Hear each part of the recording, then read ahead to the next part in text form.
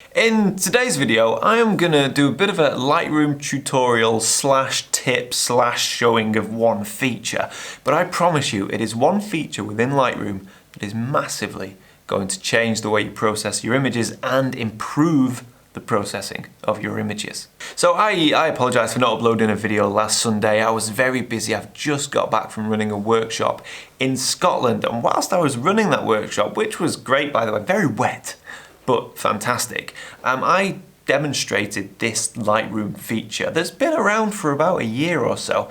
And I was surprised that not many of the people in the group knew about this feature, which, you know, I just assumed everybody did because I'd been using it for quite a while.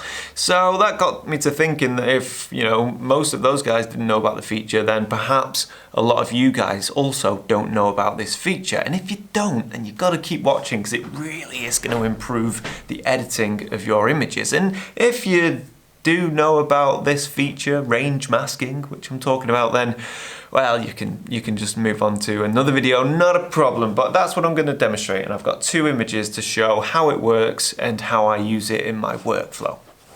So this is an image from Scotland. I hope you've been watching my Scotland series now. It's done with, it's finished. There is no more snowy mountain photography unless we get another downpour, but I don't think that's going to happen. So if you've been watching my videos over the past few weeks, you'll see that I've been in and around Scotland, having a great time, amazing conditions. And this is one of the images that I captured from that trip, and I just want to show you how I process this image using the feature in Lightroom, range masking. Essentially, what it allows you to do is if you want to drop a graduated filter onto an area of the image or use the brush or a radial filter, you can choose whether the effect is applied based on luminosity or color. And let me just demonstrate. Okay, I'm going to stop waffling on and demonstrate. Here's an image. It's a nice image, but the sky is very, very bright. So it's natural that we're going to go over here, click the graduated filter. Let me just drop down the exposure there, and we're going to drag the graduated filter down over the sky, and we're going to reduce the exposure, probably drop the highlights as well. There we go. And we have this. We have this graduation on the right hand side from orange to pink, but the right hand side is still quite bright and the left hand side of the image of the sky is very, very dark. So let's go even further and just bring that down more.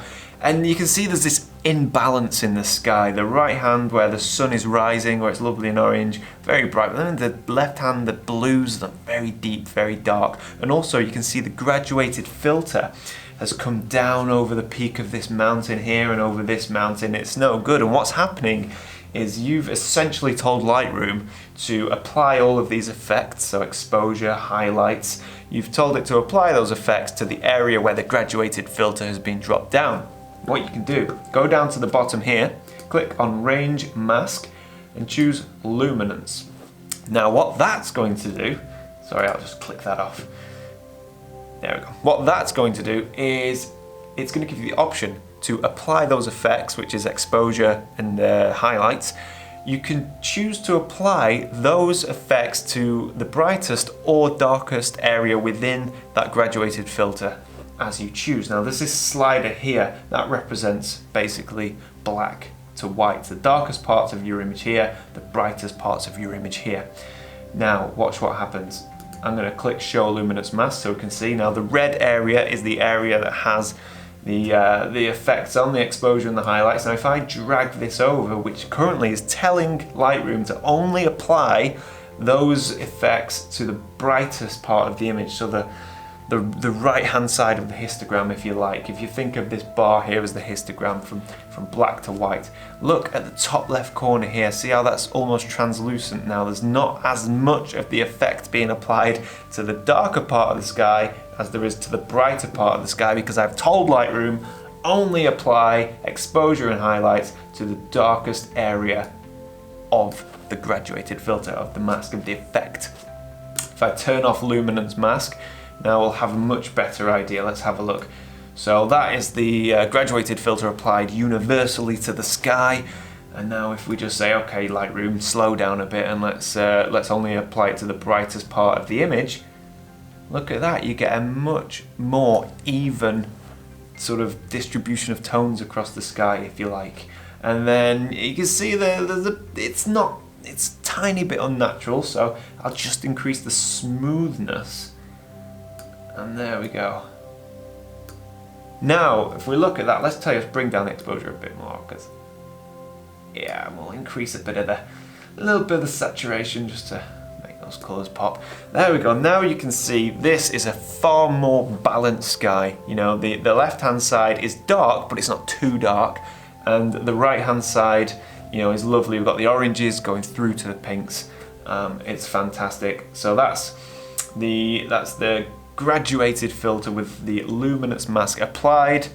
Let me just show you a quick before and after. So luminance mask applied, no luminance mask applied. You see the difference there, see how dark it is, you know, and that's fantastic. So you have to, you know, every time you edit an image now, you just got to use luminance masking.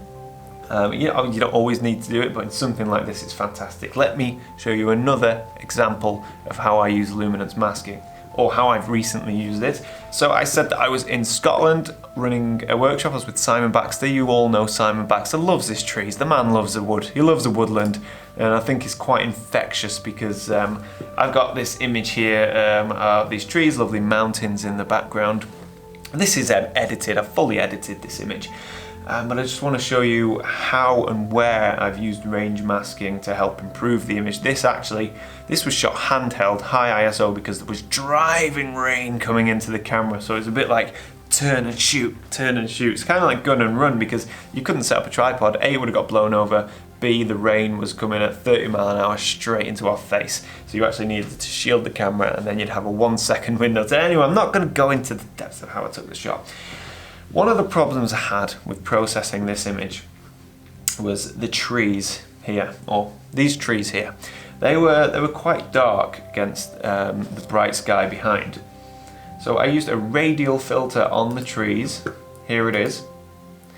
And I've just dragged that over the trees, and you can see here that it's only affecting the darker parts of the image. So what I wanted to do was essentially lift the shadows to bring out a bit more detail in the trees and in the hill in the background.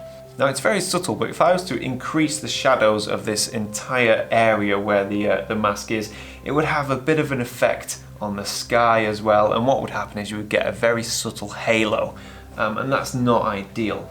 So one way around that was, of course, to introduce the range mask. So I can see here subtle hint of a halo. It's a bit brighter in the middle behind the trees than, you know, in the sky behind the trees than it is everywhere else. So what I did, and in fact I'm going to lift the shadows a lot more just for demonstration purposes. So there we go. I wanted to tell Lightroom to only apply that to the darker areas of the image so that it wouldn't have such a dramatic effect on the sky and I don't get this obvious halo. So what I'm going to do is, rather than in the previous image where I told it to apply it only to the brightest parts of the images, I'm telling it to apply it only to the darkest part of the image by sliding this over to the left. And now if I just click show luminance mask, there we go. You can see how that has only applied the lifting of the shadows, if you like. It's only applied it to the trees and the foliage and the background, and that's exactly where I wanted it.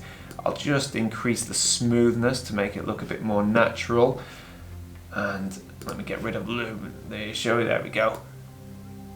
And I'm also going to bring back down my shadows just so we get, you know, just so it looks better. That was just for demonstration purposes. So there you go.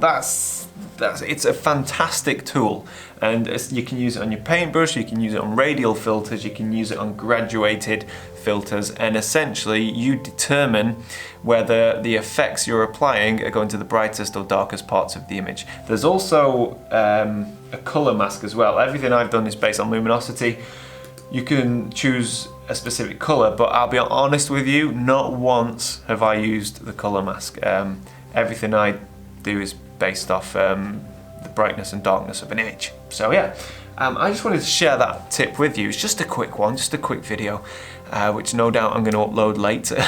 But if you didn't know about this and you haven't used this in Lightroom, give it a go. Don't use it for the sake of using it. You know, it's not always necessary, but it transforms the look of the processing of your image, so you get a much more natural sort of finish on your image, if you like. So there you go, range masking. If you've never done it before, give it a go. Go back on some of your older images, consider re-editing them using this. If you haven't updated your Lightroom and you haven't got this, update your Lightroom. But like I say, I think it's been around for about a year. But yeah, there you go, just a quick Lightroom tip from me. If you like the video, like it. If you didn't like the video, give it a thumbs down.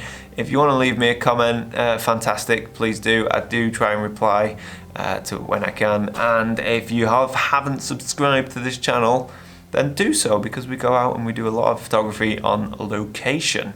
So I'm gonna go and I'm gonna leave you with the 2 images at the end, because that's my new thing now, leaving images at the end of the video.